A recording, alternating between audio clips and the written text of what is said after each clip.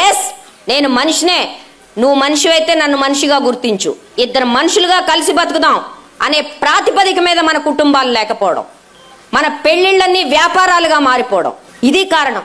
చెప్పండి, వ్యాపారం కాకపోతే ఏమైనా ఉందా? పెళ్లి కట్నం ఇవాళ కూడా ఇస్తున్నారుగా, పేరేది చెప్పినా ఇస్తున్నారా? ఏమన్నంటే సాంప్రదాయం అంట. కట్నం ఎందుకు ఇవ్వాలమ్మా చెప్పండి? అబ్బాయిలకి ఎవడైతే అమ్ముడు పోతాడో వాడికి ఆత్మాభిమానం ఉండదు. ఎవడైతే అమ్ముడు పోతాడో వాడు, ఎవడైతే మార్కెట్లో పెట్టుకుంటాడో దానికి ఏం పేరు చెప్పు, వాడు అమ్ముడు పోయిన వాడే, ఆత్మాభిమానం లేనివాడే, ఆత్మగౌరవం లేనివాడే. కానీ ఇచ్చేవాళ్ళ సంగతి ఏంటి? ఫర్ ఎగ్జాంపుల్, మార్కెట్లోకి వెళ్ళావు, ఒక గేదెను కొనుక్కున్నావు. గేదెని ఇంటికి తెచ్చుకుంటావా? గేదెతో పాటు ఓనర్ ఇంటికి వెళ్తావా? ఇంటికి తెచ్చుకుంటావు, అవునా? పాలు పిండుకుంటావు, దానికి ఒక ప్రయోజనం ఉంటుంది. మరి ఈ మొగుడికి కట్నం ఇచ్చి మనం వాళ్ళ ఇంటికి వెళ్ళేదేంటి?